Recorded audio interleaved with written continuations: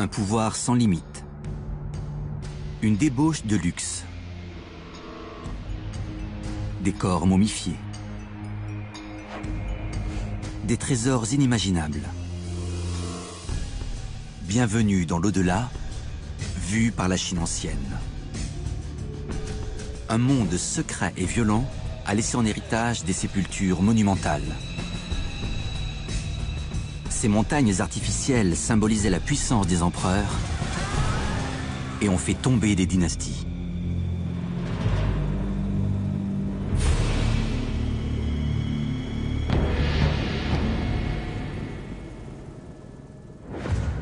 La province du Shanxi est considérée comme le berceau de la civilisation chinoise.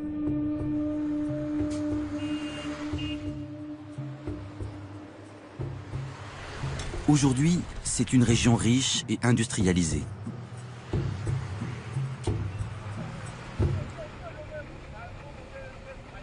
Un petit drone survole la zone pour observer la campagne environnante.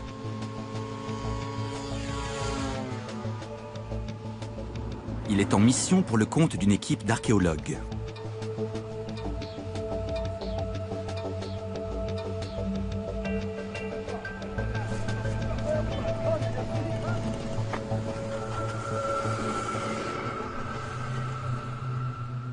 Les experts sont impatients de voir les images.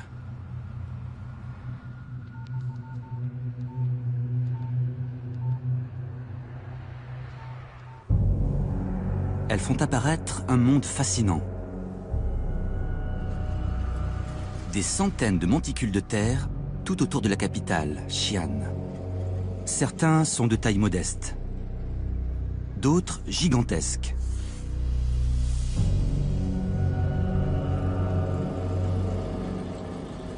On ignore ce qu'ils cachent. Mais on sait qui est à l'intérieur. Ce sont les dernières demeures d'empereurs, de généraux, d'aristocrates, des défunts particulièrement riches et puissants.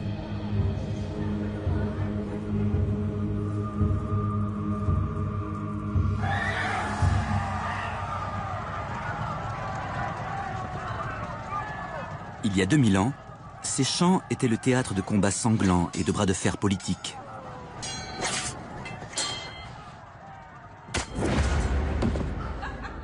Il résonnait aussi de rires et de musique. La noblesse chinoise ne se refusait rien. L'époque avait aussi une face plus sombre. Des milliers d'ouvriers trimaient pour bâtir ces monuments à la gloire éternelle de la classe dirigeante.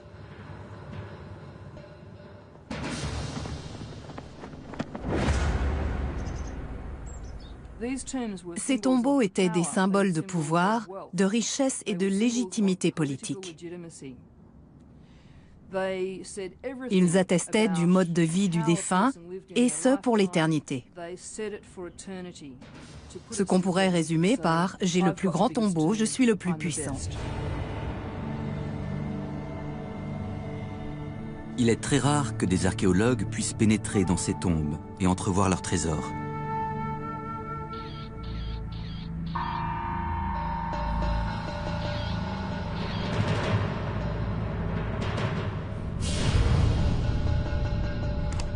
Elles conservent une grande part de leur mystère. Les experts ont au moins une certitude. Ces projets étaient d'immenses défis logistiques. Pour satisfaire les désirs de l'empereur, les ingénieurs ont fait déplacer des millions de tonnes de terre et creuser des fosses de plusieurs dizaines de mètres de profondeur, plus tard recouvertes par des montagnes artificielles. On s'est toujours interrogé sur leur méthode. Aujourd'hui, on découvre l'envers du décor. Le bilan humain de ces chantiers a été terrible. Ils ont été synonymes d'immenses souffrances.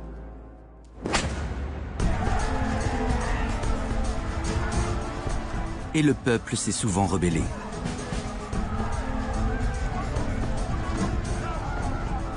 Pendant près d'un millénaire, ces entreprises grandioses ont assis le pouvoir des dynasties chinoises, tout en les fragilisant. Un tombeau se distingue des autres par sa beauté et son histoire tragique. Nous sommes en 246 avant notre ère. L'Empire de Chine n'existe pas encore. 7 royaumes se combattent pour imposer leur domination.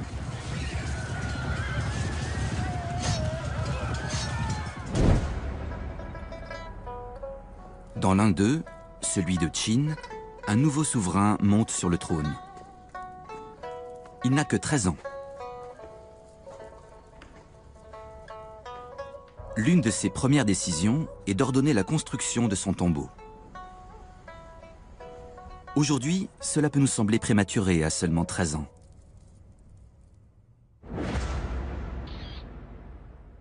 Mais il faut remettre les choses dans leur contexte. Il y a 2000 ans, on était bien plus mûr à cet âge qu'aujourd'hui. Personne ne pouvait dire combien de temps il allait vivre. Certains mouraient avant 30 ou 40 ans, donc c'était essentiel pour lui de s'assurer tout de suite de son immortalité. Pour les architectes royaux, la réussite du projet tient avant tout à l'emplacement choisi.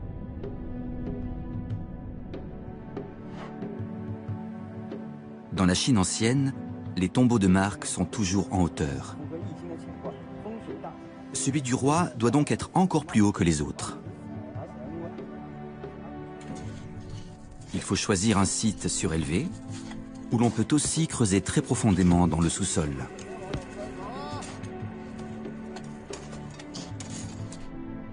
L'endroit sélectionné est à 90 km de la capitale royale, sur les flancs du mont Li.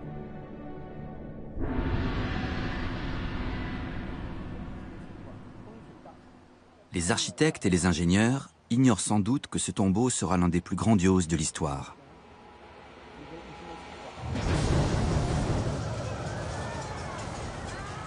En effet, l'enfant roi de Qin vit jusqu'à 49 ans. Il a un destin extraordinaire.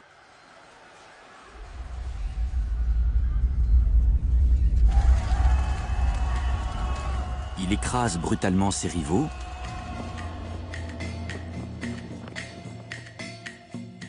unifie les royaumes combattants sous son autorité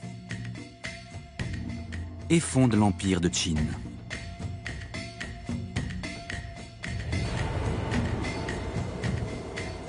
En 221 avant notre ère, il est l'homme le plus puissant du continent, et il le sait.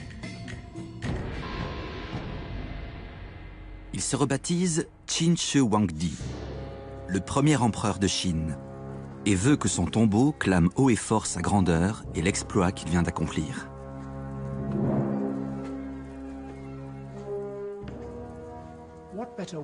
Quel meilleur moyen pour donner une image de pouvoir illimité que de se faire bâtir le plus grand mausolée, la plus grande pyramide de l'histoire. Pour les concepteurs du projet, la création de l'Empire change la donne. Ils ne peuvent plus se contenter d'édifier un tombeau digne d'un roi. Ils doivent imaginer un mausolée à la gloire du plus puissant souverain de l'histoire chinoise. Ils ont une source d'inspiration. Un monument funéraire exceptionnel existe déjà.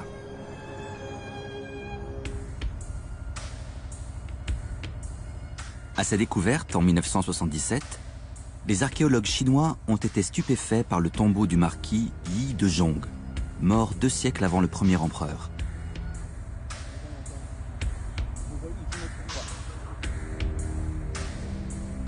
Il est unique dans l'histoire chinoise.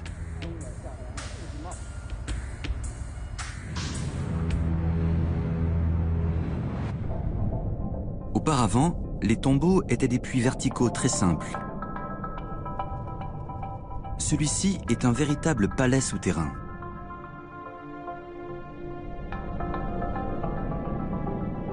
Il comporte 4 chambres, avec des ouvertures dans les murs et le cercueil, pour que l'âme du défunt puisse circuler plus facilement. « 200 ans avant le tombeau du premier empereur, on voit apparaître un tout nouveau concept. On ne fait plus un simple caveau, mais un palais. C'est-à-dire un complexe de chambres souterraines, chacune avec une fonction précise, dans lesquelles le mort peut vivre éternellement.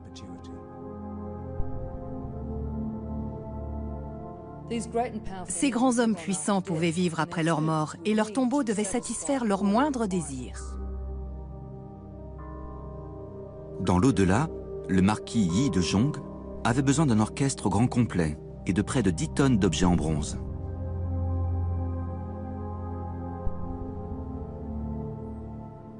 Pour moi, la vaisselle retrouvée dans ce tombeau, pour le service du vin et de la nourriture, réunit les objets de bronze moulés les plus spectaculaires du monde antique.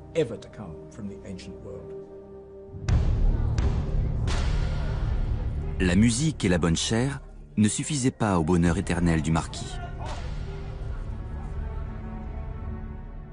Les archéologues ont trouvé les squelettes de 8 jeunes femmes, des concubines sacrifiées pour lui tenir compagnie dans l'au-delà.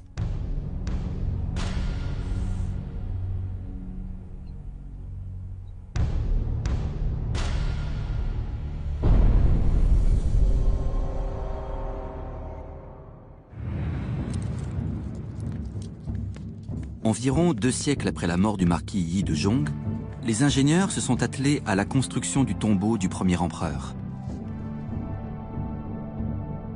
C'était le plus grand palais souterrain de Chine.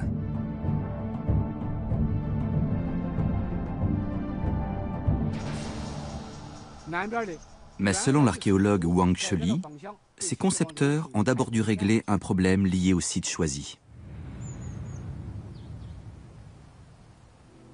Sans cela, tout était compromis.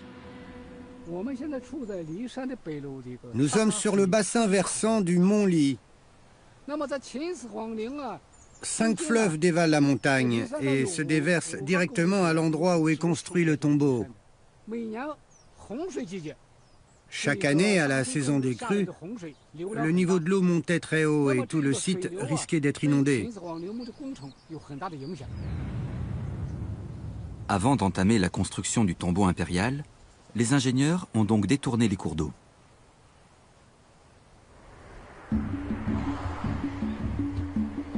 La solution qu'ils ont imaginée il y a 2000 ans est encore là, au bord de la route. Je me tiens sur le barrage qu'ils ont construit.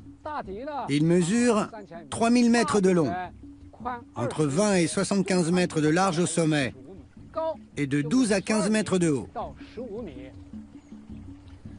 Il est fait avec la terre prélevée dans les fossés utilisés pour modifier le tracé des cours d'eau. À l'époque, la construction du barrage n'était que la première étape.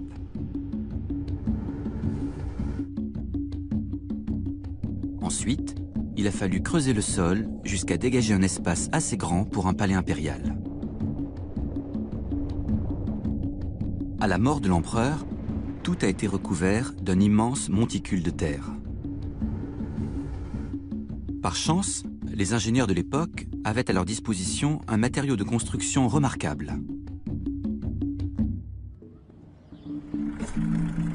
Il est largement répandu, facile à travailler et très bon marché.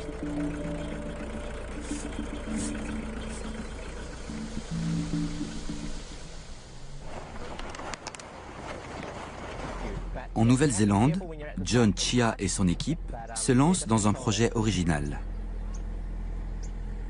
Ils construisent une maison en terre.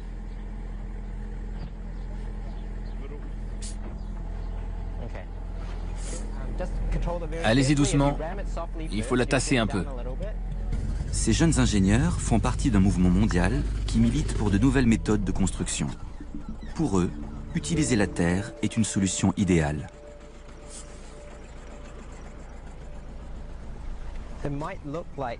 Elle n'a l'air de rien, mais c'est un matériau très solide.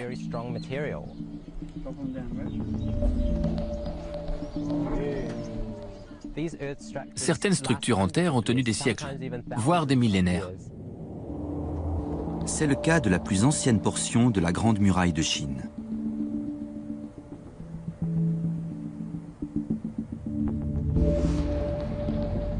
Cette technique repose sur des méthodes simples qui n'ont pas changé depuis plus de 2000 ans. Super. Pour construire durablement avec un matériau aussi basique, il y a deux contraintes.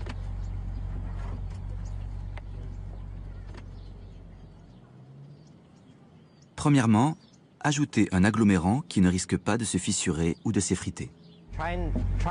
Il faut que ça fasse comme une petite pluie, uniforme mais léger.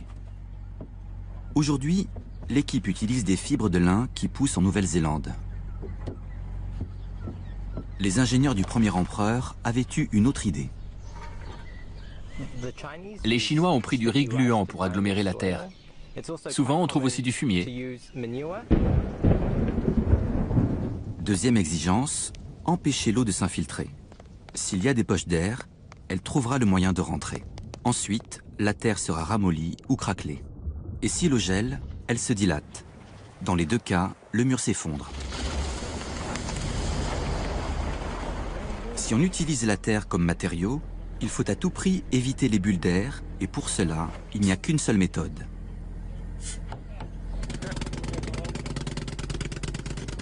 Damer la couche de terre jusqu'à ce qu'elle soit aussi dense que du béton.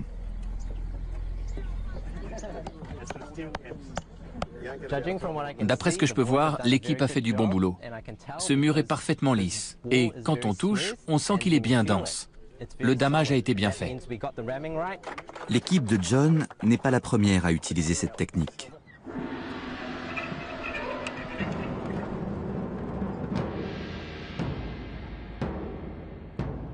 À Xi'an, des archéologues explorent la tombe d'un général chinois. Ces murs en terre damée ont près de 2000 ans, mais ils tiennent toujours. Le secret de la construction en terre, c'est de superposer des couches très fines et de les damer avec beaucoup de soin jusqu'à ce qu'elles soient extrêmement dures. Comme ça, c'est parfaitement stable. Ici, on voit très bien la structure du mur. Sur cette portion, on a de 25 à 30 couches superposées que les archéologues ont délimitées par des traits. À chaque fois, c'est une couche de terre damée.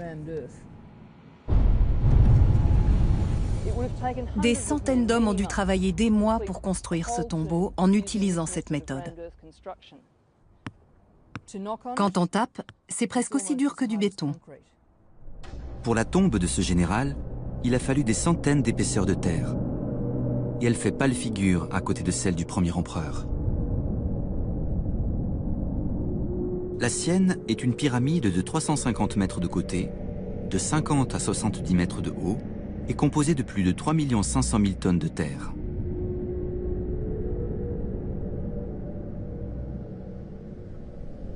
C'est bien plus qu'un tombeau.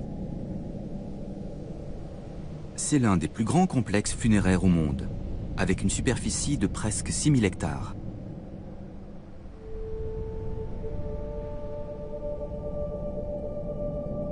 Il n'a pas été exploré en totalité, mais les archives décrivent la chambre mortuaire. Mais les documents de l'époque omettent de mentionner ce que les constructeurs ont dissimulé dans 3 fosses du tombeau.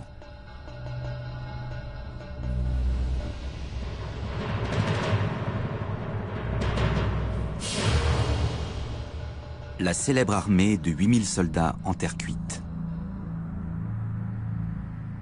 À côté, il y avait des statues de jongleurs, d'acrobates, de hauts fonctionnaires et de chars tirés par des chevaux, avec leurs palefreniers.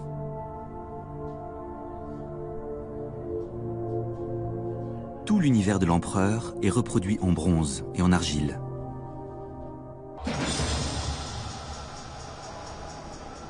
Pourtant, il a voulu se démarquer d'une tradition sinistre.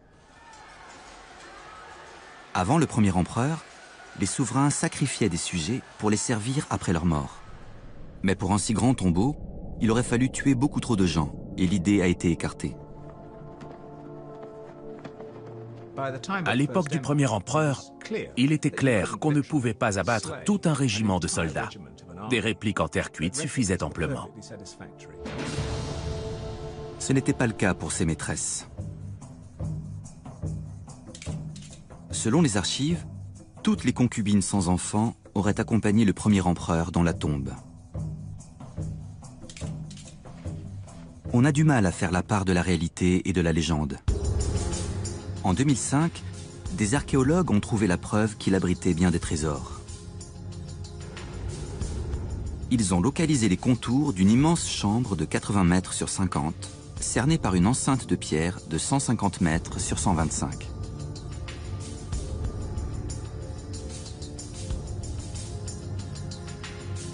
Tout autour, la terre contenait une forte concentration de mercure. La taille de la pièce et la présence de poison laissent penser que les récits de mères de mercure et de sacrifices de concubines pourraient être véridiques.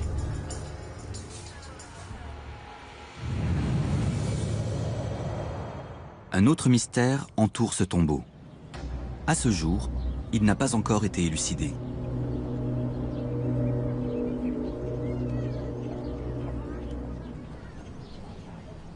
Les textes anciens disent qu'à son achèvement, l'édifice mesurait 115 mètres de haut, soit 2 fois sa hauteur actuelle. Pour monter si haut, la base de la pyramide devait faire 500 mètres de côté. Cela représente un monument 5 fois plus grand que celui d'aujourd'hui, et 4 fois comme la pyramide de Khéops.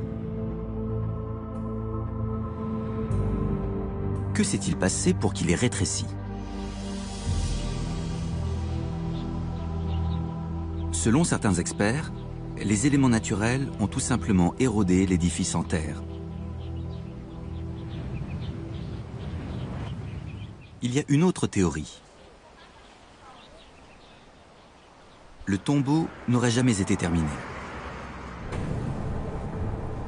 Mais pourquoi l'homme le plus puissant de Chine aurait-il consacré des années à ce chantier sans aller jusqu'au bout ?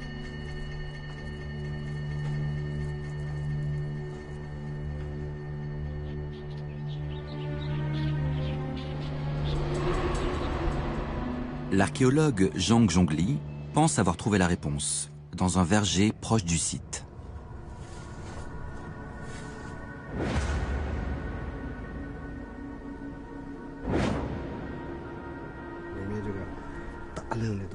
Il y a de très nombreux ossements ici.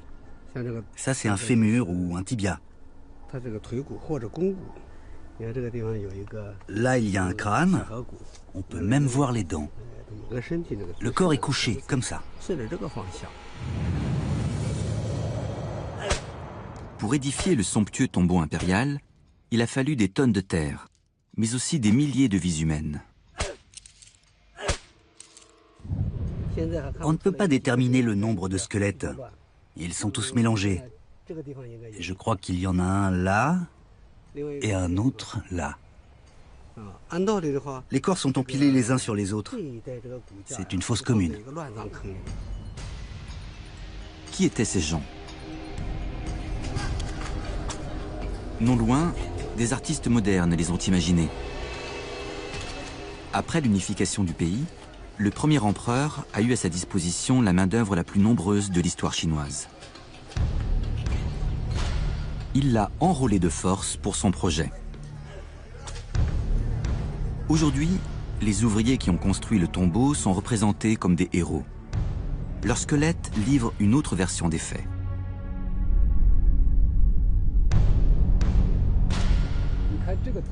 Regardez ce crâne. La dentition nous indique que cet homme avait autour de 30 ans.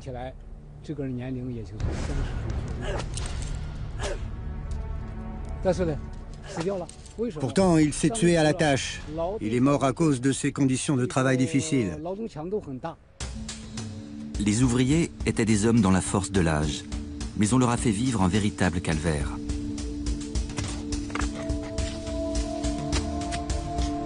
Ils trimaient de l'aube au coucher du soleil jusqu'à épuisement. Ils manquaient de nourriture et de sommeil. Ils sont morts par milliers.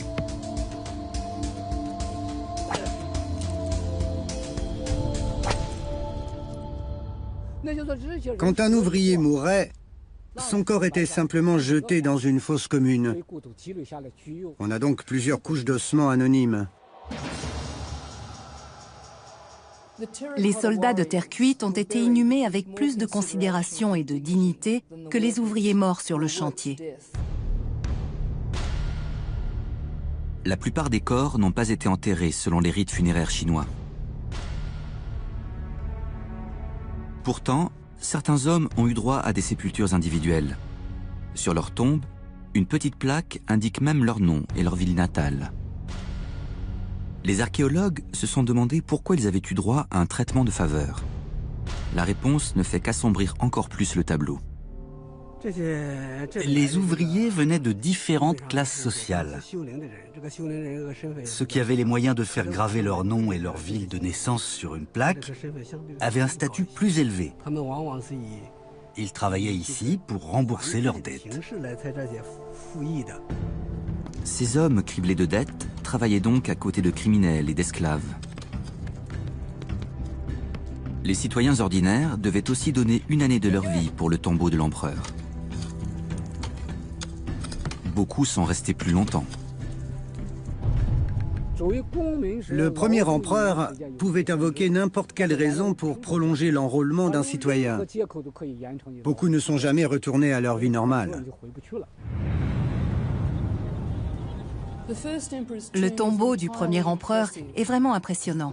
C'est un monument magnifique, innovant et fascinant.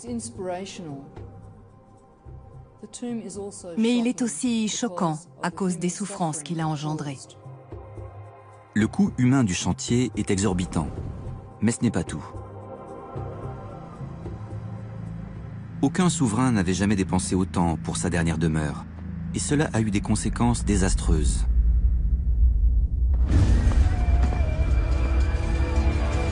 L'empereur est mort en 210 avant notre ère, et l'année suivante, son peuple, poussé à bout, s'est révolté. 3 ans plus tard, son successeur a été assassiné.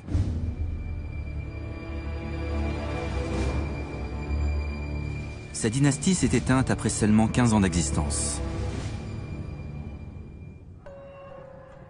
Il est possible que le chantier du tombeau n'ait jamais été achevé parce que le pays a plongé dans le chaos. Cela pourrait expliquer qu'il soit plus petit que prévu.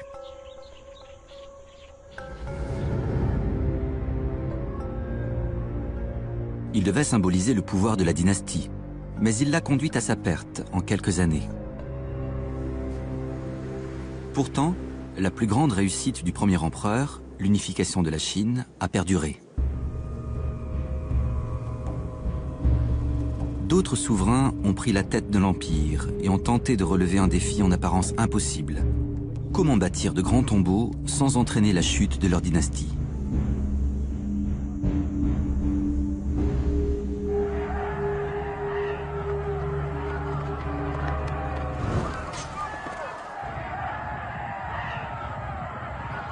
En 202 avant notre ère, la Chine était toujours déchirée par les conflits armés.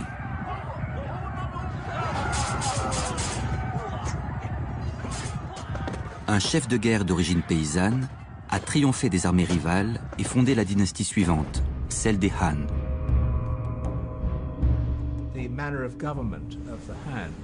Les Han dirigeaient le pays d'une manière moins brutale et moins autoritaire, qui contrastait avec le totalitarisme du premier empereur.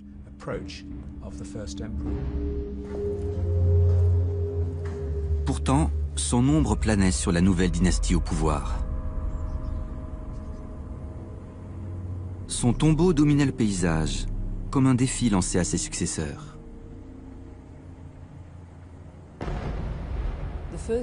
Le premier souverain Han voulait un tombeau aussi impressionnant que celui du premier empereur de Chine. Mais il était face à un dilemme. Comment y parvenir sans faire souffrir son peuple? Plusieurs générations d'empereurs Han s'y sont essayés. Ils ont fait bâtir des tombeaux gigantesques, les uns à côté des autres, au nord de la capitale impériale, à un emplacement qui ne devait rien au hasard. À l'époque, leur sépulture était une protection symbolique entre l'Empire et ses ennemis jurés, les Huns.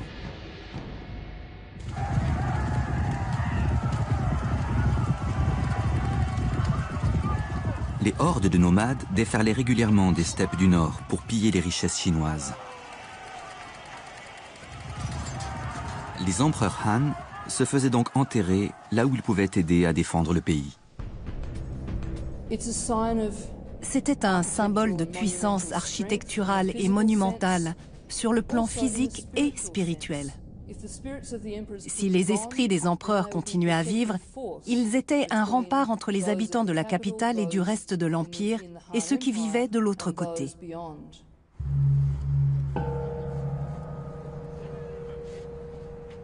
Mais pour que la protection ne soit pas seulement symbolique, les tombeaux impériaux devaient aussi jouer un rôle d'avant-poste militaire. Dans celui d'Anling, l'archéologue Xiao Nanfeng a constaté que c'était bien le cas. De l'autre côté de la route, on voit toujours des remblais en terre érigés sous la dynastie Han, quand le village était encore une cité funéraire fortifiée. À l'ouest d'ici, il y avait la cité funéraire. Nous avons découvert que la ville d'Anling faisait 1200 mètres de long d'est en ouest et 800 mètres de large du sud au nord. À l'époque des Han, la ville fortifiée comptait 100 000 habitants qui travaillaient à la construction et à l'entretien de la tombe impériale.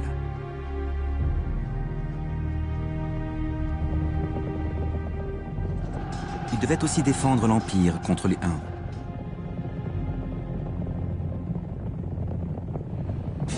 Les raids des nomades étrangers n'étaient pas la seule menace.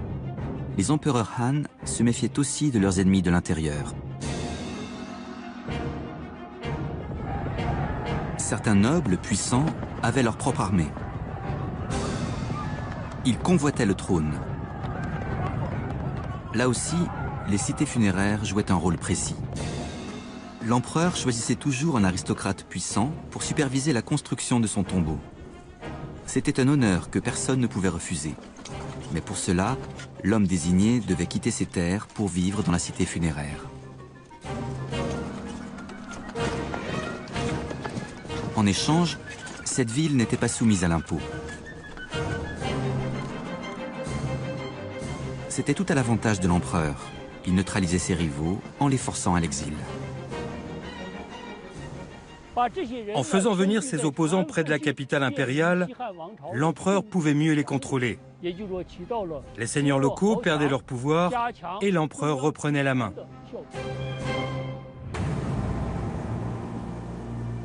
La taille des pyramides Han laisse imaginer les splendeurs cachées à l'intérieur.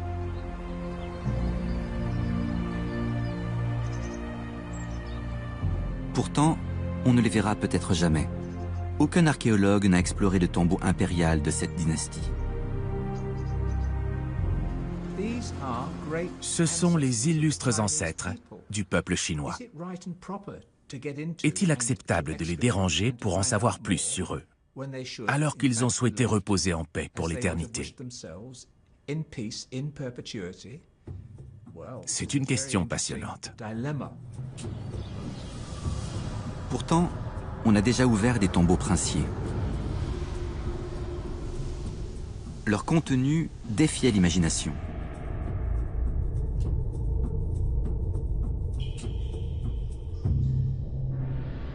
À environ 850 km des tombes impériales de Xi'an, se trouve la ville de Suzhou.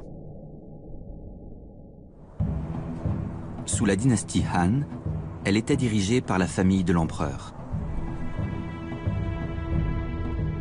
Aujourd'hui, le public peut admirer ces sépultures et le soin apporté à leur voyage dans l'au-delà.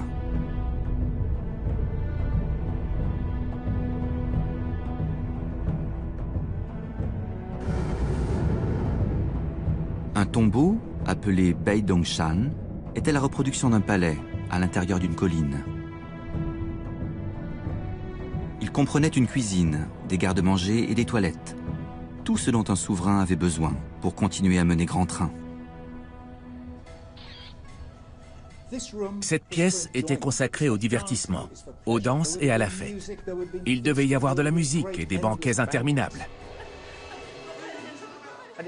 Il fallait divertir le prince défunt pour l'éternité. Tout autour, nous voyons les autres chambres nécessaires pour perpétuer son style de vie dans l'au-delà. Dans une chambre, il y a même des toilettes, sous la forme d'un simple trou dans le sol. Le tombeau de Guishan, dans la région, a une version plus élaborée du même équipement.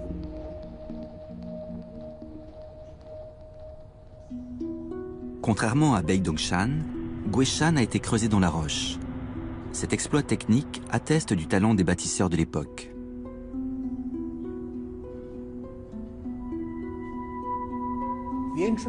Le tunnel d'entrée du tombeau de Guishan fait 56 mètres de long. Mais il a été construit avec une telle précision qu'on peut envoyer un faisceau laser d'un bout à l'autre sans toucher aucune paroi.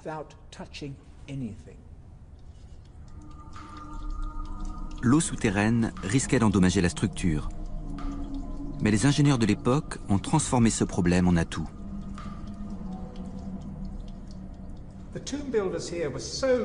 Les concepteurs du tombeau voulaient tellement que tout soit parfait pour le prince qu'ils ont eu l'idée, à l'endroit où l'eau ruisselle sur les rochers, de creuser un petit réservoir pour qu'elle puisse s'accumuler. Bien sûr, le défunt allait avoir besoin d'eau pour boire, faire la cuisine ou se laver. Et là, il en avait à disposition pour l'éternité.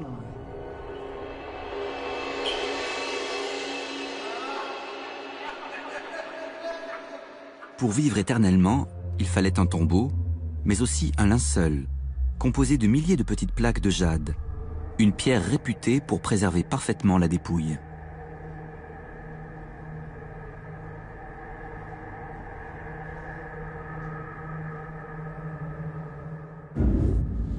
Les textes anciens laissent penser que sous la dynastie Han, des alchimistes et des embaumeurs travaillaient à la conservation des corps des nobles.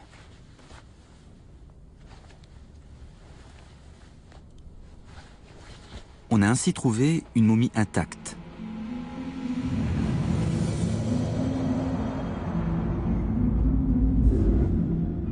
En 1971, des ouvriers qui creusaient un tunnel sous la ville de Changsha sont tombés par hasard sur un trésor archéologique.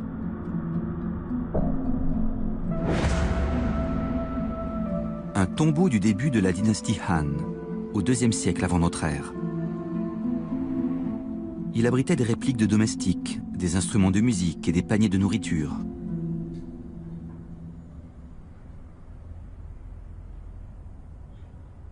Ces trouvailles n'étaient rien à côté de ce qui se trouvait dans le cercueil. Le corps d'une aristocrate, du nom de Shinjue, était en si bon état que les médecins légistes ont pu pratiquer une autopsie, comme sur un cadavre récent.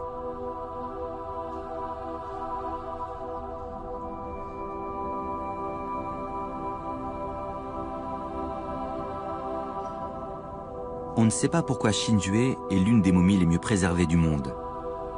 L'explication pourrait se trouver dans la conception de son tombeau.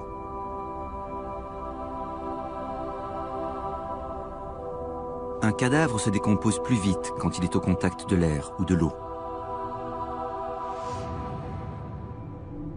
Mais Shinjue a été enterré à 20 mètres de profondeur, enveloppé dans 20 épaisseurs de soie.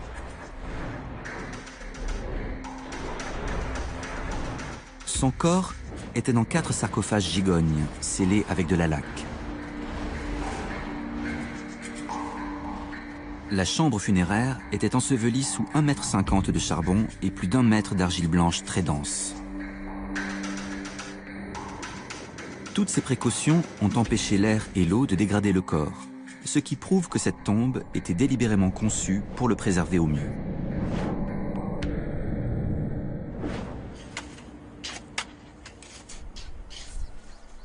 Les Han entouraient aussi leurs tombeaux de gravier et de cailloux.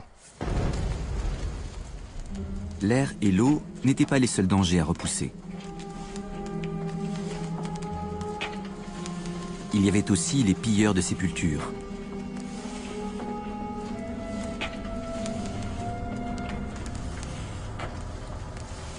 Parfois, les bâtisseurs de tombeaux ont tenté de les tromper. Cette inscription, vieille de 2000 ans, à Guishan, déclare qu'il n'y a rien de précieux dans la tombe et que ce n'est pas la peine de la profaner.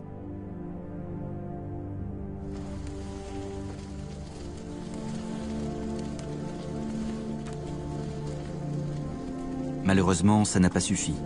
Elle a été pillée. Pour l'archéologue Zhang Jin-yin, les graviers et les cailloux étaient bien plus efficaces pour dissuader les intrus.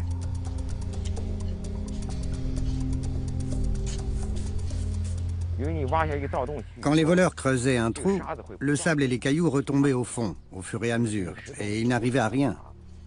C'est une bonne méthode anti-pillage.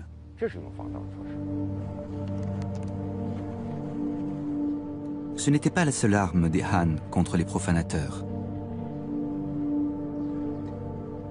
Cette armée de soldats en argile a été retrouvée dans la tombe d'un général.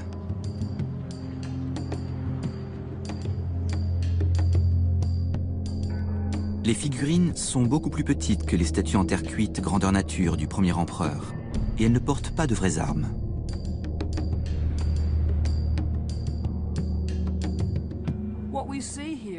On comprend que la classe dirigeante Han a appris à régner avec sagesse. On n'a plus le gaspillage de richesses qui définissait la période Qin. Les tombes de la dynastie Han coûtent moins cher que l'immense mausolée du premier empereur. Malgré tout, une découverte montre que tout n'était pas idéal pour autant. Quand ces fers ont été exhumés, ils en serraient toujours les ossements des ouvriers morts en bâtissant le tombeau d'un empereur Han. L'archéologue Chen Bo explique à quoi il servait. Les deux fers ronds étaient placés autour des poignets, à la manière d'une paire de menottes.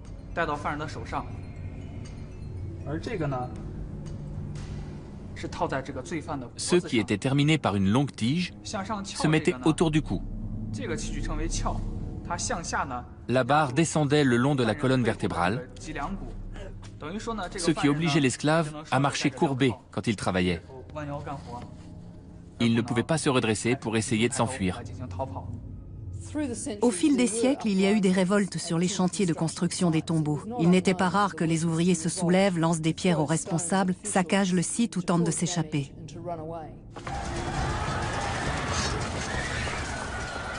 En l'an 220 de notre ère, après 4 siècles de domination, la dynastie Han s'est effondrée. Les empereurs suivants se sont demandé quel monument à leur gloire ils voulaient léguer à la postérité.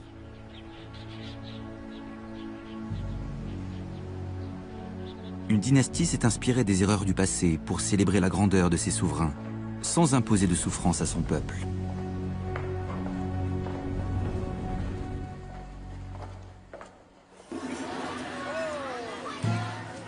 Vers l'an 600, le pays a émergé des siècles de chaos politique qui avaient suivi la chute des Han.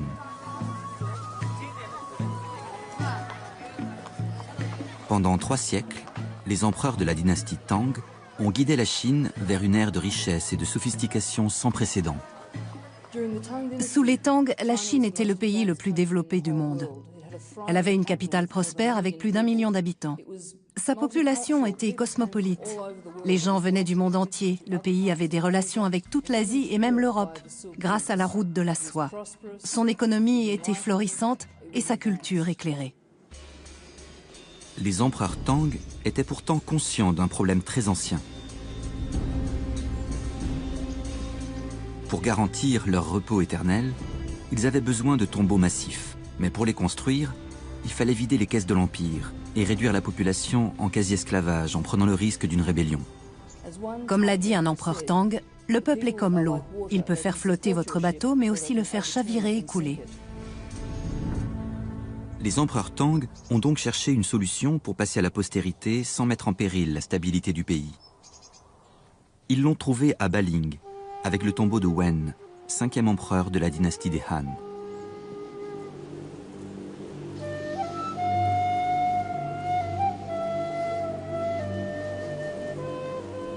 Consterné par le coût prohibitif et les souffrances engendrées par la construction d'un tombeau, l'empereur Wen avait décidé que le sien serait différent.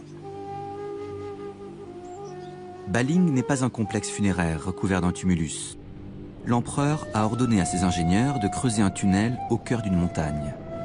C'était une méthode simple et bon marché, qui utilisait la splendeur naturelle du paysage au lieu de tuer des esclaves à la tâche.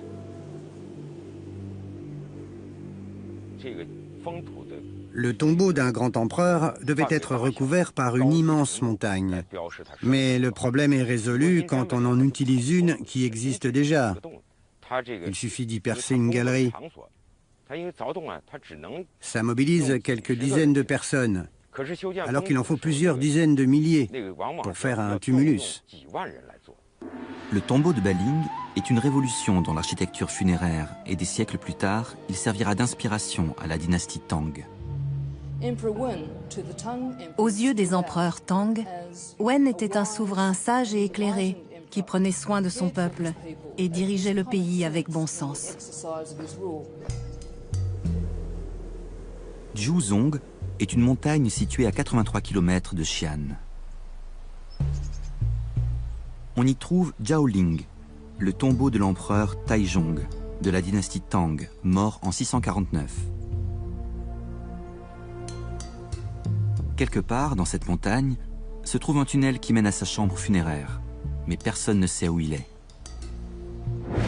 Selon les textes de l'époque, les ingénieurs impériaux ont construit un chemin temporaire en planche sur le versant de la montagne pour pouvoir circuler. Ensuite, ils l'ont détruit et ont caché l'entrée de la galerie, sans laisser de traces. On ne peut pas explorer la dernière demeure de l'empereur Taizong, mais on connaît celle de sa fille, Changle, morte en 643, à l'âge de 23 ans.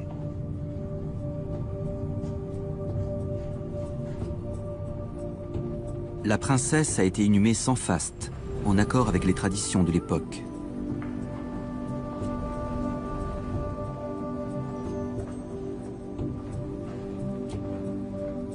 Pour la protéger, il n'y a que de petites figurines. Dépourvu de cuisine et de salle de banquet, son tombeau ne comporte que des peintures de la vie terrestre, dont elle pourra profiter dans l'au-delà.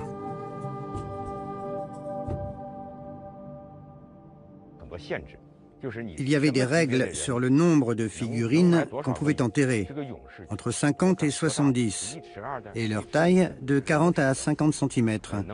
Cela dépendait de la classe sociale du défunt. Les empereurs Tang avaient conscience que leurs tombeaux seraient pillés. C'était donc du gâchis d'être inhumés avec des objets de valeur. Comme ça, les sépultures n'attiraient pas les convoitises et restaient intactes. Cela permettait à leur esprit de ne pas être dérangé dans l'au-delà.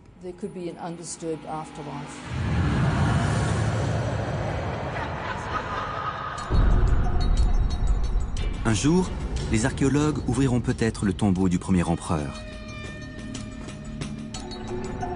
Ils fouilleront les tumulus des empereurs Han et les montagnes où se cachent les chambres funéraires des Tang. Qui sait ce qu'ils y découvriront? Des dépouilles impériales parfaitement préservées? Des trésors extraordinaires? Ou des tombes pillées par les voleurs? Ce jour ne viendra peut-être jamais, mais les découvertes archéologiques actuelles nous laissent deviner un monde incroyable. Ces tombeaux de terre et de pierre comptent parmi les plus beaux monuments de l'Antiquité et les plus grands mystères de la Chine ancienne.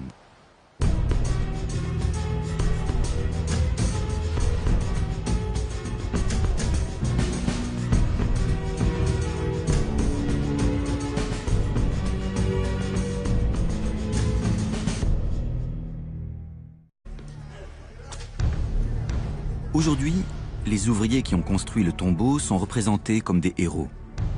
Leur squelette livre une autre version des faits.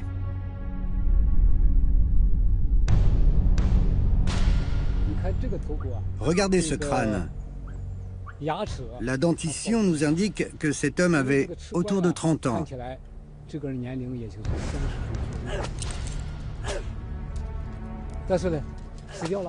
Pourtant, il s'est tué à la tâche. Il est mort à cause de ses conditions de travail difficiles.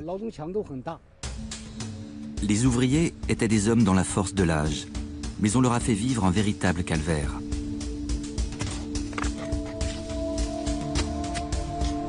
Ils trimaient de l'aube au coucher du soleil jusqu'à épuisement.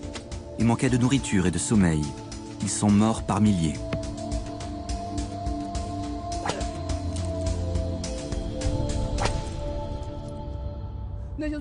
Quand un ouvrier mourait, son corps était simplement jeté dans une fosse commune.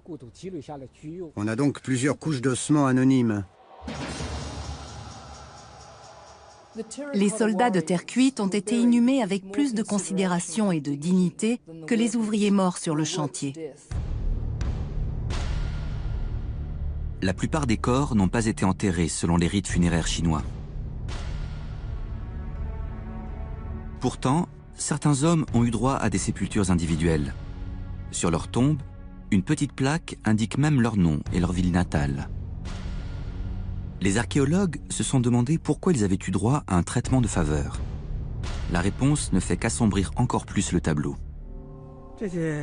Les ouvriers venaient de différentes classes sociales. Ceux qui avaient les moyens de faire graver leur nom et leur ville de naissance sur une plaque avaient un statut plus élevé. Ils travaillaient ici pour rembourser leurs dettes.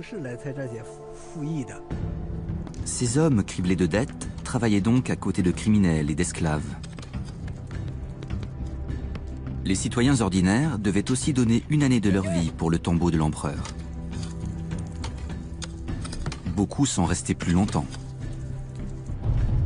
Le premier empereur pouvait invoquer n'importe quelle raison pour prolonger l'enrôlement d'un citoyen. Beaucoup ne sont jamais retournés à leur vie normale. Le tombeau du premier empereur est vraiment impressionnant. C'est un monument magnifique, innovant et fascinant. Mais il est aussi choquant à cause des souffrances qu'il a engendrées. Le coût humain du chantier est exorbitant, mais ce n'est pas tout. Ignore sans doute que ce tombeau sera l'un des plus grandioses de l'histoire.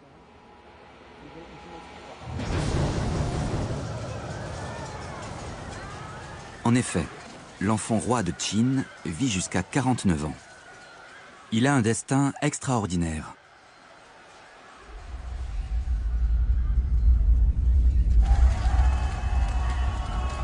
Il écrase brutalement ses rivaux,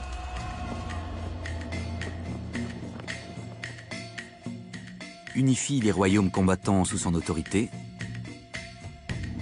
et fonde l'empire de Qin.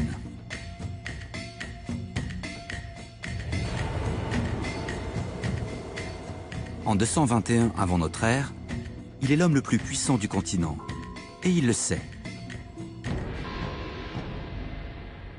Il se rebaptise Qin Shi Huangdi, le premier empereur de Chine, et veut que son tombeau clame haut et fort sa grandeur et l'exploit qu'il vient d'accomplir.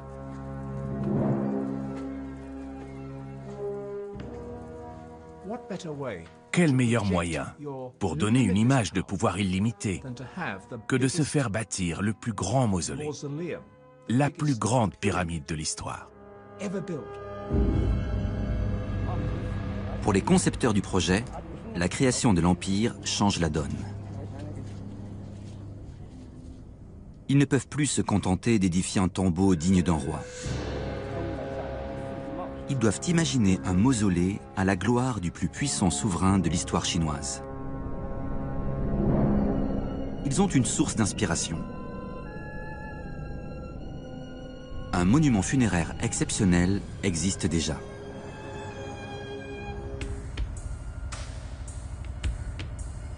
À sa découverte en 1977, les archéologues chinois ont été stupéfaits par le tombeau du marquis Yi de Zhong, mort 2 siècles avant le premier empereur.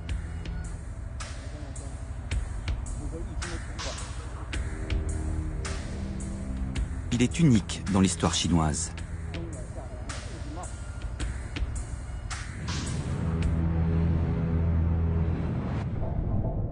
Auparavant, les tombeaux étaient des puits verticaux très simples. Celui-ci est un véritable palais souterrain.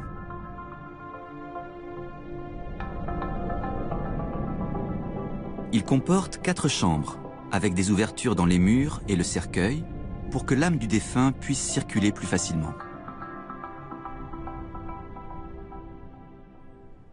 « 200 ans avant le tombeau du premier empereur, on voit apparaître un tout nouveau concept. On ne fait plus un simple caveau, mais un palais. C'est-à-dire un L'empereur devait être recouvert par une immense montagne. Mais le problème est résolu quand on en utilise une qui existe déjà. Il suffit d'y percer une galerie. Ça mobilise quelques dizaines de personnes, alors qu'il en faut plusieurs dizaines de milliers pour faire un tumulus. Le tombeau de Baling est une révolution dans l'architecture funéraire et des siècles plus tard, il servira d'inspiration à la dynastie Tang. Aux yeux des empereurs Tang, Wen était un souverain sage et éclairé qui prenait soin de son peuple et dirigeait le pays avec bon sens. Jiuzhong est une montagne située à 83 km de Xi'an. On y trouve Jiaoling, le tombeau de l'empereur Taizong de la dynastie Tang, mort en 649. Quelque part dans cette montagne se trouve un tunnel qui mène à sa chambre funéraire, mais personne ne sait où il est.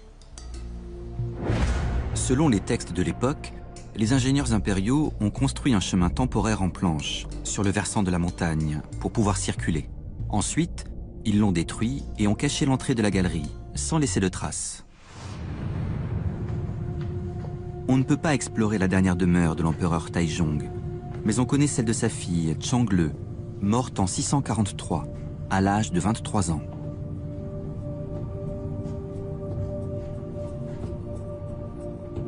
La princesse a été inhumée sans faste, en accord avec les traditions de l'époque.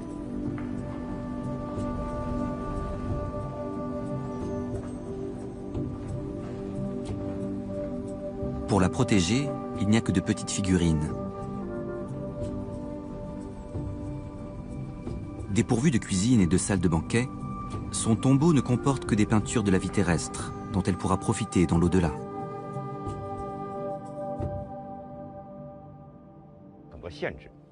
Il y avait des règles sur le nombre de figurines qu'on pouvait enterrer, entre 50 et 70, et leur taille de 40 à 50 cm. Cela dépendait de la classe sociale du défunt. Les empereurs Tang avaient conscience que leur tombeau serait pillé. C'était donc du gâchis d'être inhumés avec des objets de valeur. Comme ça, les sépultures n'attiraient pas les convoitises et restaient intactes. Cela permettait à leur esprit de ne pas être dérangé dans l'au-delà.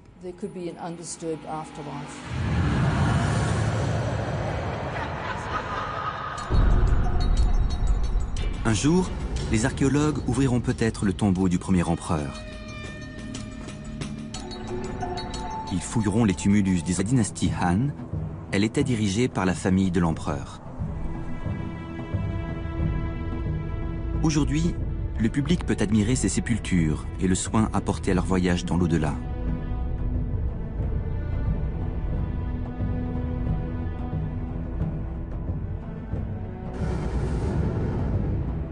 Un tombeau, appelé Beidongshan, était la reproduction d'un palais à l'intérieur d'une colline. Il comprenait une cuisine, des garde-manger et des toilettes. Tout ce dont un souverain avait besoin pour continuer à mener grand train.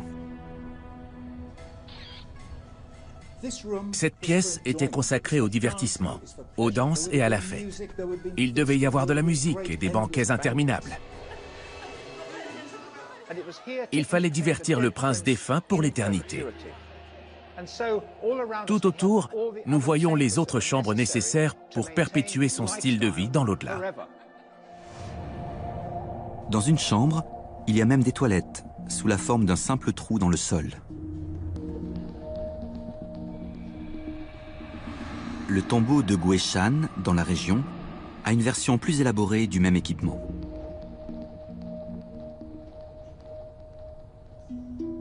Contrairement à Beidongshan, Guishan a été creusé dans la roche. Cet exploit technique atteste du talent des bâtisseurs de l'époque.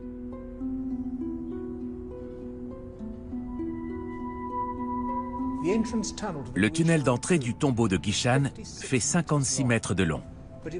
Mais il a été construit avec une telle précision qu'on peut envoyer un faisceau laser d'un bout à l'autre sans toucher aucune paroi. L'eau souterraine risquait d'endommager la structure. Mais les ingénieurs de l'époque ont transformé ce problème en atout.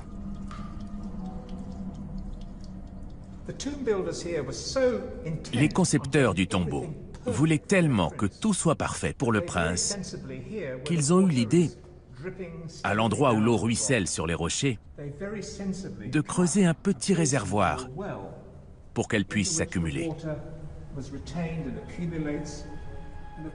Bien sûr, le défunt allait avoir besoin d'eau pour boire, faire la cuisine ou se laver. Et là, il en avait à disposition pour l'éternité.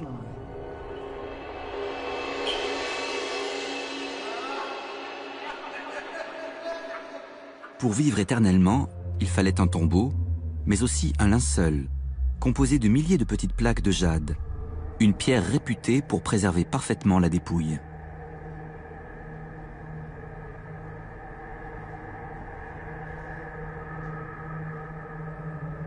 L'empereur Wen avait décidé que le sien serait différent. Baling n'est pas un complexe funéraire recouvert d'un tumulus. L'empereur a ordonné à ses ingénieurs de creuser un tunnel au cœur d'une montagne. C'était une méthode simple et bon marché, qui utilisait la splendeur naturelle du paysage au lieu de tuer des esclaves à la tâche.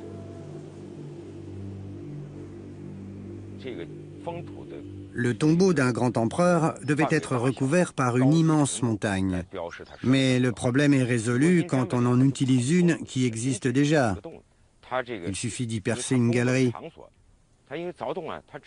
Ça mobilise quelques dizaines de personnes, alors qu'il en faut plusieurs dizaines de milliers pour faire un tumulus. Le tombeau de Baling est une révolution dans l'architecture funéraire et des siècles plus tard, il servira d'inspiration à la dynastie Tang. Aux yeux des empereurs Tang, Wen était un souverain sage et éclairé qui prenait soin de son peuple et dirigeait le pays avec bon sens. Jiuzhong est une montagne située à 83 km de Xi'an.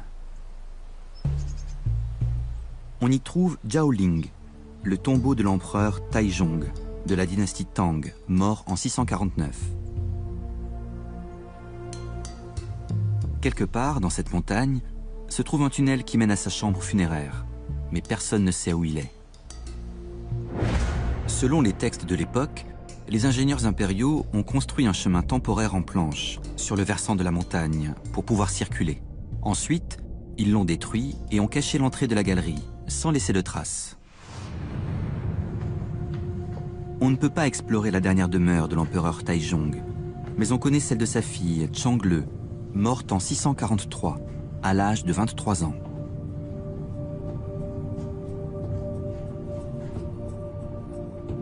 La princesse a été inhumée sans faste, en accord avec les traditions de l'époque.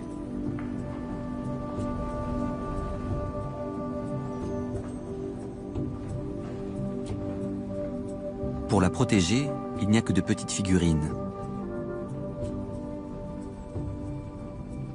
Dépourvu de cuisine et de salle de banquet, son tombeau ne comporte que des peintures de la vie terrestre, dont elle pourra profiter dans l'au-delà.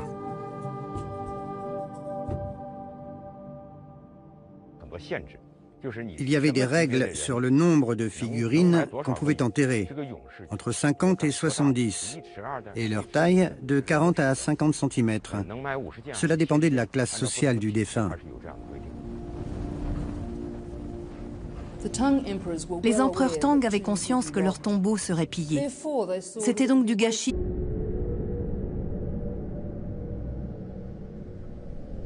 C'est bien plus qu'un tombeau. C'est l'un des plus grands complexes funéraires au monde, avec une superficie de presque 6000 hectares.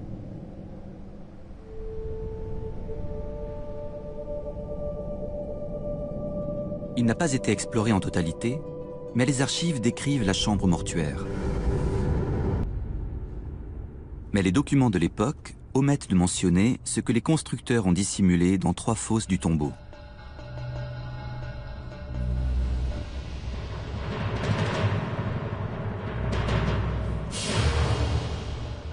La célèbre armée de 8000 soldats en terre cuite.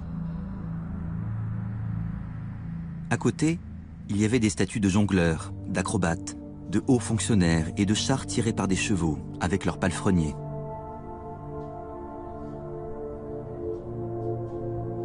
Tout l'univers de l'empereur est reproduit en bronze et en argile.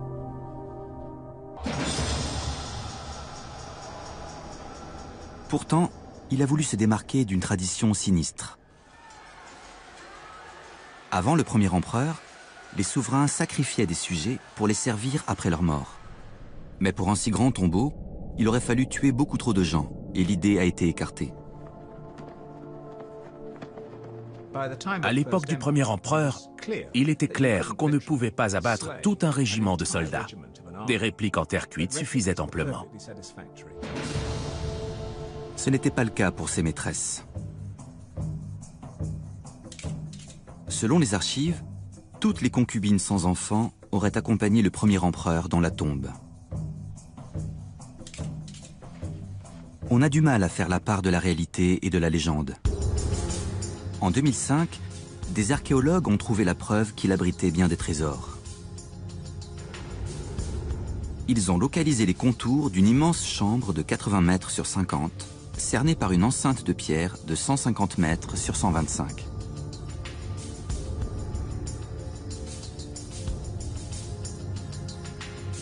Tout autour, la terre contenait une forte concentration de mercure. La taille de la pièce et la présence de poison laissent penser que les récits de mères de mercure et de sacrifices de concubines pourraient être véridiques.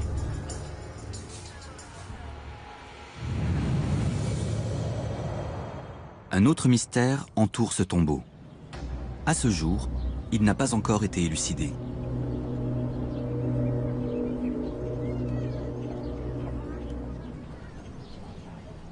Les textes anciens disent qu'à son achèvement,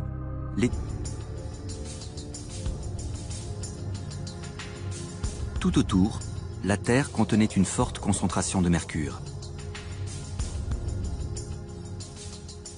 La taille de la pièce et la présence de poison laissent penser que les récits de mères de mercure et de sacrifices de concubines pourraient être véridiques.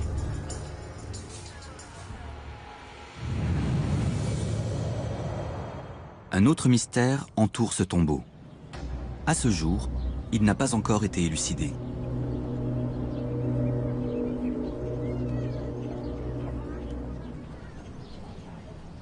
Les textes anciens disent qu'à son achèvement, l'édifice mesurait 115 mètres de haut, soit 2 fois sa hauteur actuelle. Pour monter si haut, la base de la pyramide devait faire 500 mètres de côté. Cela représente un monument 5 fois plus grand que celui d'aujourd'hui, et 4 fois comme la pyramide de Khéops. Que s'est-il passé pour qu'il ait rétréci? Selon certains experts, les éléments naturels ont tout simplement érodé l'édifice en terre. Il y a une autre théorie. Le tombeau n'aurait jamais été terminé. Mais pourquoi l'homme le plus puissant de Chine aurait-il consacré des années à ce chantier sans aller jusqu'au bout?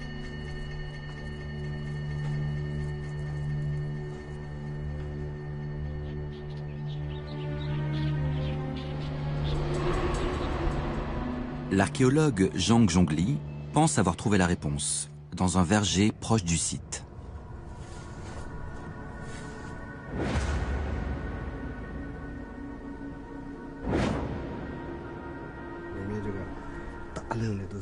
Il y a de très nombreux ossements ici. Ça, c'est un fémur ou un tibia. Là, il y a un crâne. On peut même voir les dents. Le corps est couché, comme ça. Pour édifier le somptueux tombeau impérial, il a fallu des tonnes de terre, mais aussi des milliers de vies humaines. On ne peut pas déterminer le nombre de squelettes. Ils sont tous mélangés. Et je crois qu'il y en a un là et un autre là. Les corps sont empilés les uns sur les autres. C'est une fosse commune. Qui étaient ces gens?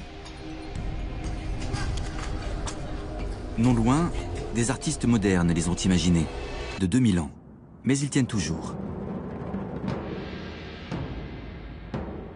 Le secret de la construction en terre, c'est de superposer des couches très fines et de les damer avec beaucoup de soin jusqu'à ce qu'elles soient extrêmement dures. Comme ça, c'est parfaitement stable. Ici, on voit très bien la structure du mur. Sur cette portion, on a de 25 à 30 couches superposées que les archéologues ont délimitées par des traits. À chaque fois, c'est une couche de terre damée. Des centaines d'hommes ont dû travailler des mois pour construire ce tombeau en utilisant cette méthode. Quand on tape, c'est presque aussi dur que du béton. Pour la tombe de ce général, il a fallu des centaines d'épaisseurs de terre. Et elle fait pâle figure à côté de celle du premier empereur. La sienne est une pyramide de 350 mètres de côté, de 50 à 70 mètres de haut, et composée de plus de 3 500 000 tonnes de terre.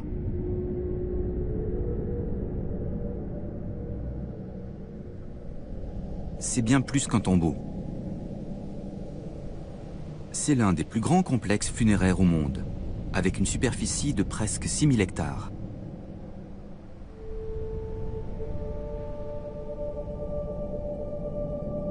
Il n'a pas été exploré en totalité, mais les archives décrivent la chambre mortuaire. Mais les documents de l'époque omettent de mentionner ce que les constructeurs ont dissimulé dans 3 fosses du tombeau.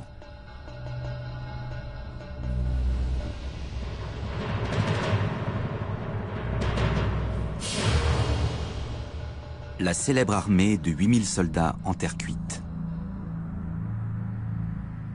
À côté, il y avait des statues de jongleurs, d'acrobates, de hauts fonctionnaires et de chars tirés par des chevaux, avec leurs palefreniers.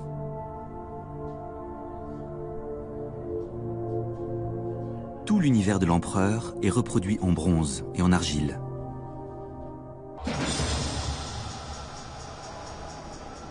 Pourtant, il a voulu se démarquer d'une tradition sinistre.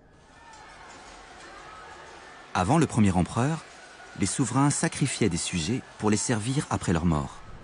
Mais pour un si grand tombeau, il aurait fallu tuer beaucoup trop de gens, et l'idée a été écartée. À l'époque du premier empereur, il était clair qu'on ne pouvait pas abattre tout un régiment de soldats. Des répliques en terre cuite suffisaient amplement. Ce n'était pas le cas pour ses maîtresses. Selon les archives, toutes les concubines sans enfants. Le tombeau du premier empereur est vraiment impressionnant. C'est un monument magnifique, innovant et fascinant. Mais il est aussi choquant à cause des souffrances qu'il a engendrées. Le coût humain du chantier est exorbitant, mais ce n'est pas tout. Aucun souverain n'avait jamais dépensé autant pour sa dernière demeure, et cela a eu des conséquences désastreuses.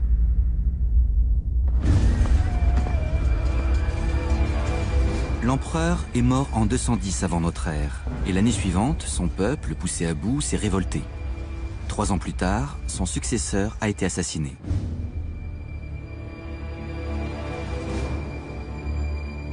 Sa dynastie s'est éteinte après seulement 15 ans d'existence.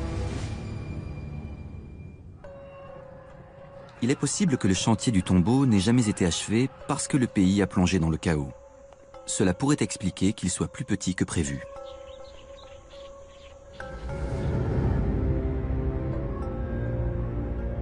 Il devait symboliser le pouvoir de la dynastie, mais il l'a conduite à sa perte en quelques années. Pourtant, la plus grande réussite du premier empereur, l'unification de la Chine, a perduré. D'autres souverains ont pris la tête de l'Empire et ont tenté de relever un défi en apparence impossible. Comment bâtir de grands tombeaux sans entraîner la chute de leur dynastie?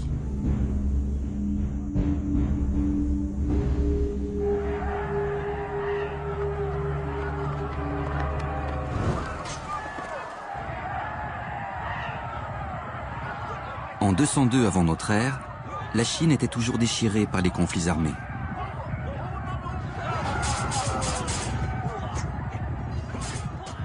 Un chef de guerre d'origine paysanne a triomphé des armées rivales et fondé la dynastie suivante, celle des Han.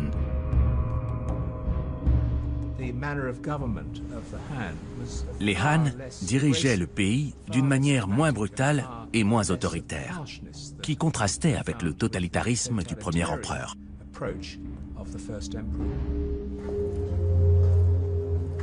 Pourtant, son ombre planait sur la nouvelle dynastie au pouvoir. Son tombeau dominait le paysage, comme un défi lancé à ses successeurs. Le premier souverain Han voulait un tombeau aussi impressionnant que celui du premier empereur de Chine. Mais il était face à un dilemme. Comment y parvenir sans faire souffrir son peuple?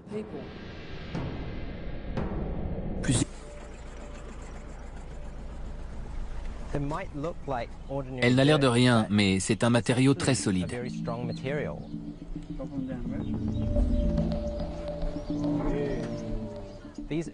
Certaines structures en terre ont tenu des siècles, voire des millénaires. C'est le cas de la plus ancienne portion de la Grande Muraille de Chine.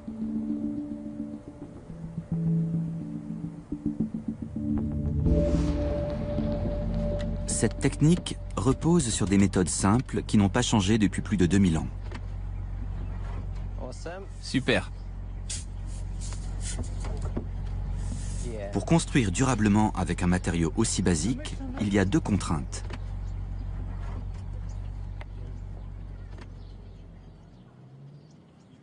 Premièrement, ajouter un agglomérant qui ne risque pas de se fissurer ou de s'effriter. Il faut que ça fasse comme une petite pluie, uniforme mais léger. Aujourd'hui, l'équipe utilise des fibres de lin qui poussent en Nouvelle-Zélande. Les ingénieurs du premier empereur avaient eu une autre idée. Les Chinois ont pris du riz gluant pour agglomérer la terre. Souvent, on trouve aussi du fumier. Deuxième exigence, empêcher l'eau de s'infiltrer. S'il y a des poches d'air, elle trouvera le moyen de rentrer. Ensuite, la terre sera ramollie ou craquelée. Et si l'eau gèle, elle se dilate. Dans les deux cas, le mur s'effondre. Si on utilise la terre comme matériau, il faut à tout prix éviter les bulles d'air, et pour cela, il n'y a qu'une seule méthode.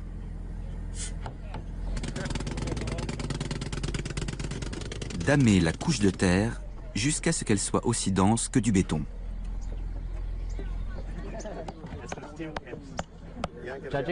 D'après ce que je peux voir, l'équipe a fait du bon boulot. Ce mur est parfaitement lisse, et quand on touche, on sent qu'il est bien dense. Le damage a été bien fait. L'équipe de John n'est pas la première à utiliser cette technique.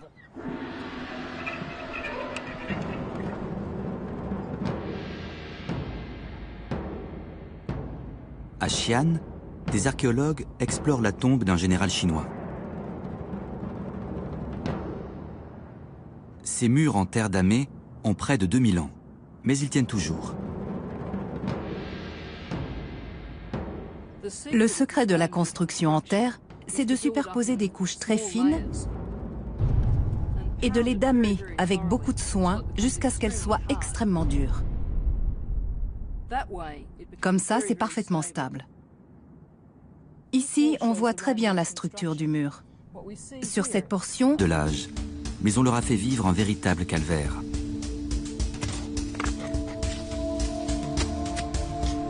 Ils trimaient de l'aube au coucher du soleil jusqu'à épuisement.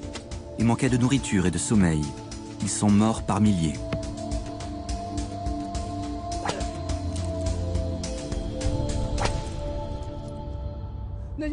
Quand un ouvrier mourait, Son corps était simplement jeté dans une fosse commune. On a donc plusieurs couches d'ossements anonymes. Les soldats de terre cuite ont été inhumés avec plus de considération et de dignité que les ouvriers morts sur le chantier. La plupart des corps n'ont pas été enterrés selon les rites funéraires chinois. Pourtant, certains hommes ont eu droit à des sépultures individuelles. Sur leur tombe, une petite plaque indique même leur nom et leur ville natale. Les archéologues se sont demandé pourquoi ils avaient eu droit à un traitement de faveur. La réponse ne fait qu'assombrir encore plus le tableau. Les ouvriers venaient de différentes classes sociales. Ceux qui avaient les moyens de faire graver leur nom et leur ville de naissance sur une plaque avaient un statut plus élevé. Ils travaillaient ici pour rembourser leurs dettes. Ces hommes criblés de dettes travaillaient donc à côté de criminels et d'esclaves. Les citoyens ordinaires devaient aussi donner une année de leur vie pour le tombeau de l'empereur. Beaucoup sont restés plus longtemps. Le premier empereur pouvait invoquer n'importe quelle raison pour prolonger l'enrôlement d'un citoyen. Beaucoup ne sont jamais retournés à leur vie normale. Le tombeau du premier empereur est vraiment impressionnant. C'est un monument magnifique, innovant et fascinant. Mais il est aussi choquant à cause des souffrances qu'il a engendrées. Le coût humain du chantier est exorbitant, mais ce n'est pas tout. Aucun souverain n'avait jamais dépensé autant pour sa dernière demeure, et cela a eu des conséquences désastreuses.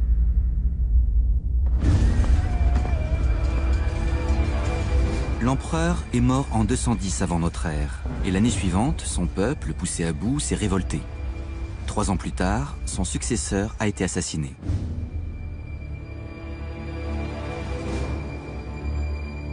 Sa dynastie s'est éteinte après seulement 15 ans d'existence. Il est possible que le chantier du tombeau n'ait jamais été achevé parce que le pays a plongé dans le chaos.